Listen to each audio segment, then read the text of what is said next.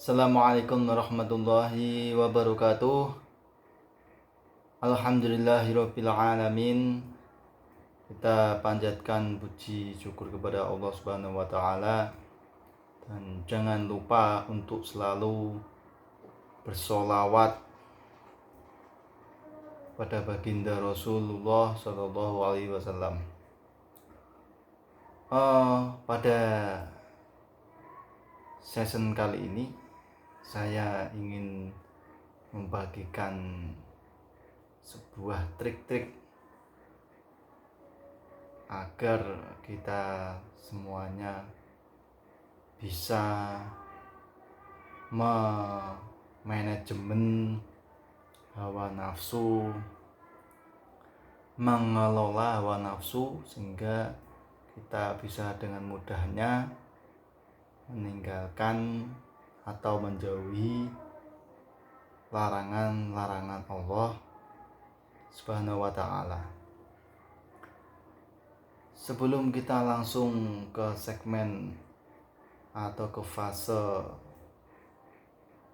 menjauhi larangan Allah, trik-trik agar bisa meninggalkan maksiat, sebelumnya kita harus mengetahui betul apa itu yang dinamakan dengan hawa nafsu. Sebenarnya hawa nafsu sendiri itu adalah diri kita sendiri. Nafsu itu adalah diri sendiri. Dan hawa itu adalah kesenangan. Sehingga hawa nafsu itu adalah kesenangan diri sendiri.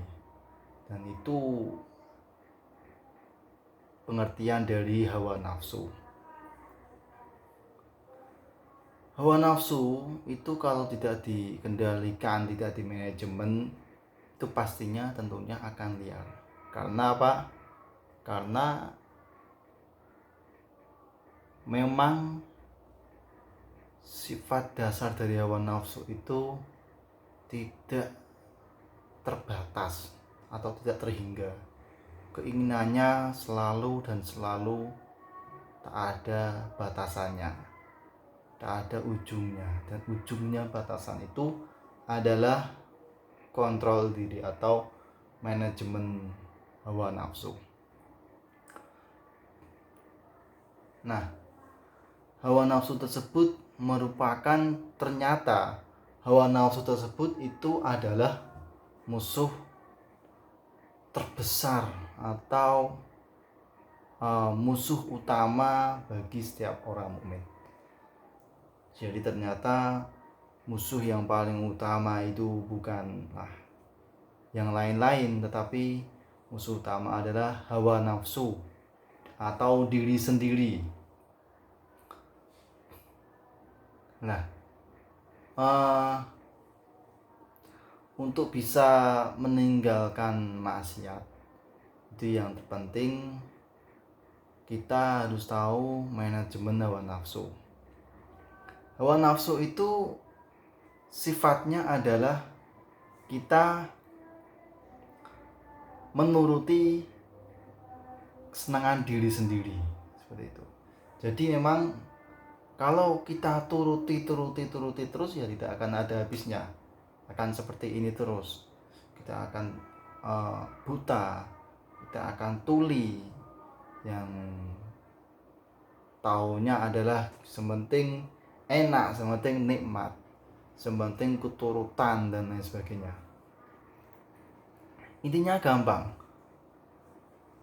Kalau kita menginginkan maksiat, kita menginginkan sesuatu yang dilarang oleh Allah Subhanahu wa taala, yang terpenting ada dua cara.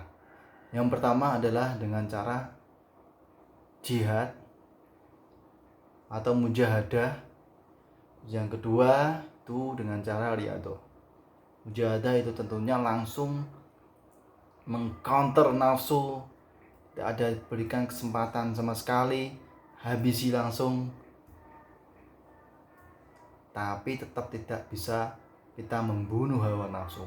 Karena apa? Hawa nafsu itu dari tadi awal poin saya terangkan, hawa nafsu itu adalah diri sendiri.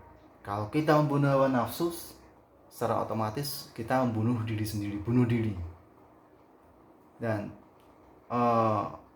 mujahadah itu memerangi hawa nafsu, tidak menuruti hawa nafsu.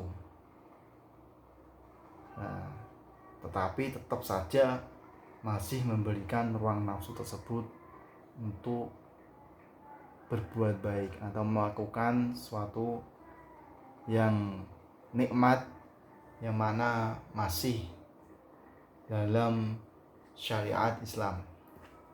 Yang kedua adalah dengan cara apa? Dengan cara riyadhah. Nah, di sini riyadhah itu melatih. Jadi ada semacam interaksi antara seorang mukmin selaku sebagai manajemen dan hawa nafsu. Jadi ada semacam interaksi. Ada tarik ulur. Ada kalanya kita menuruti, ada kalanya stop, ada kalanya menuruti, seperti itu, tarik ulur. Nah, terus caranya bagaimana? Nah, untuk kita yang sudah parah sekali, sudah parah ahli maksiat, bukan kita lah, ada seorang lah yang parah sekali ahli maksiat, jauh dari agama, intinya selalu pada kegelapan, dunia yang hitam, legam. Nah, itu kalau dengan cara mujahadah tidak akan mungkin bisa, kecuali orang-orang yang Allah pilih. Contoh para aulia ilah yang memang benar-benar khusus dari Allah Subhanahu wa Ta'ala. Kalau orang-orang biasa itu sepertinya lebih cocok dengan metode yang kedua, yaitu apa? Dengan riyadhah. Jadi harus ada tarik ulurnya. Nah, kalau kita melihat dari segi itu dulu, intensitas dulu. Jika orang yang maksiat dengan intensitas yang sangat tinggi, itu yang pertama, kiat-kiat yang pertama, kita lihat intensitas. Jika dalam skala intensitas itu sangat intens sekali, sering sekali, itu kita manajemen tingkat intensitasnya. Jadi begini, jika memang itu intensitasnya seolah katakanlah dalam sebulan bisa melakukan sampai 10 kali. 10 kali. Nah, itu berusaha untuk menurunkan angka dari 10 menjadi katakanlah 5 kali. Seperti itu. Kita berkomitmen kepada diri sendiri kita. Seseorang itu berkomitmen kepada diri sendiri, berjanji kepada diri sendiri, seorang ahli maksiat itu, agar apa? Agar deal-dealan atau berjanji deal-dealan untuk dari angka 10 itu kemudian deal-dealan sepakat menjadi diturunkan menjadi angka 5. Jadi bulan depan turun dari 10 kali menjadi 5 kali. Dan 5 kali ya apa lakukan? 5 kali. Nah, seperti itu. Jadi diturunkan intensitasnya. Itu adalah cara melatih riyadhah, menundukkan hawa nafsu. 5 kali, bulan depan 5 kali, bulan kedua 5 kali, ketiga 5 kali, ke-6 sampai ke-6 5 kali. Setelah 5 kali mudah atau tidak berat atau tidak ada unsur jerih payah untuk mengurangi itu. Kemudian setelah itu dikurangi lagi. Bulan ke-7 dikurangi lagi menjadi 3 kali.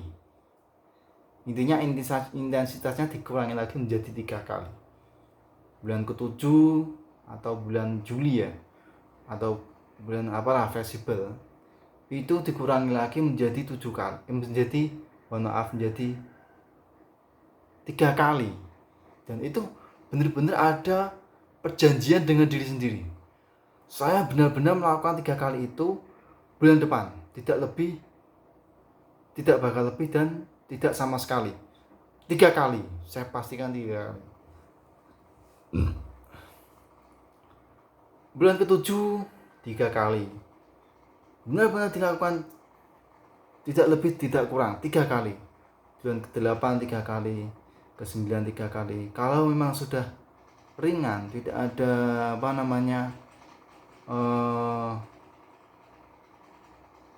tidak ada unsur-unsur keberatan atau kepayahan, diturunkan lagi. Seperti itu.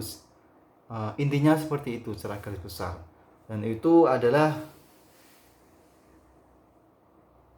kemaksiatan yang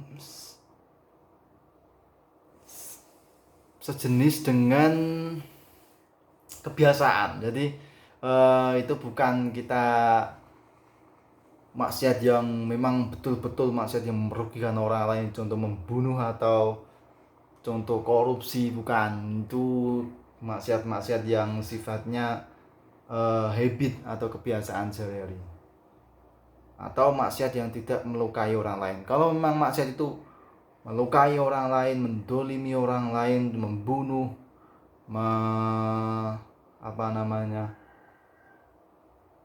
merampok, mencuri, korupsi dan sebagainya, langsung hentikan saja. Itu dengan cara mujahadah. Itu riyadoh. Jadi yang pertama adalah intensitas. Terus yang kedua itu kita melakukan sesuatu yang mana sesuatu tersebut mendukung kita untuk menjauhi maksiat tersebut. Contoh, jika dia mempunyai maksiat atau melakukan kebiasaan menggosok, contoh dia sering menggosok, dia melakukan suatu aktivitas yang mana aktivitas tersebut mendukung untuk menjauhi gosok. Contoh, jika dia suka menggosok sandal, ya dia membeli sandal, dan sandal itu dijaga benar-benar jangan sampai hilang, seperti itu. Itu contoh kecilnya seperti itu. Atau jika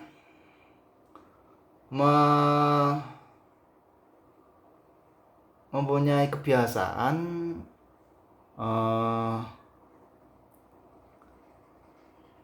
menggunjing orang lain, itu kita lakukan kebiasaan yang lain yang mana kebiasaan tersebut menjauhi pergunjingan. Jadi kita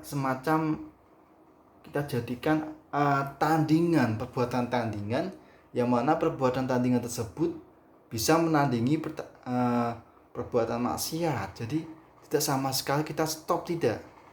Contoh yang tadi ngosok sudah, kita beli sandal. Terus yang kedua adalah menggunjing orang lain, merasani orang, menghasut dan sebagainya. Kita ganti topik, atau tetap merasani orang lain, tetap membicarakan orang lain, tapi bukan keburukan, melainkan kebaikan orang lain. Jadi kita tetap bisa asik merasani orang lain, tetapi kebaikannya, bukan keburukannya, seperti itu. Hal-hal tersebutlah yang mana tersebut bisa kita lakukan riyadoh. Yang pertama intensitas, yang kedua adalah melakukan aktivitas yang mana bisa menjauhi maksiat tersebut. Aktivitas tandingan lah, atau aktivitas pengalihan lah, dan sebagainya. Itu yang kedua. Terus yang ketiga itu adalah kita menyadari betul, ada kesadaran kalau kita ini adalah hamba Allah Subhanahu wa taala. Kita tidak mempunyai daya dan upaya untuk meninggalkan maksiat kecuali benar-benar itu adalah pertolongan Allah Subhanahu wa taala. Bantuan dari Allah, takdir yang sudah diskenario oleh Allah. Artinya adalah campur tangan Allah Subhanahu wa taala itu amat sangat besar sekali, sehingga apa, kita bermunajat kepada Allah, kita benar-benar merasa kalau diri kita itu tidak ada apa-apanya, diri kita itu tidak ada kekuatan dan daya upaya untuk meninggalkan maksiat, mengakui kepayahan tersebut di hadapan Allah Subhanahu wa taala, dan berdoa kepada Allah, berdoa agar Allah mengentaskan kita dari kubangan dosa, kubangan maksiat. Nah, itulah 3 kiat tersebut yang mana cukup bisa untuk mempraktekkan di rumah masing-masing. Saudara, sahabat semuanya bisa mempraktekkan di rumah masing-masing. Itulah kiat-kiat. Mungkin ada kiat-kiat yang lain yang lebih banyak lagi yang tidak saya sebutkan di sini, tetapi menurut saya cukuplah. Ada banyak lagi kiat-kiatnya, nanti akan tetap saya terangkan. Terima kasih atas perhatiannya. Salam sukses untuk kita semuanya. Kita ngopi dulu. Alhamdulillahirabbil alamin. Wallahu a'lam bishawab. Wa alfu minkum. Wassalamualaikum warahmatullahi wabarakatuh.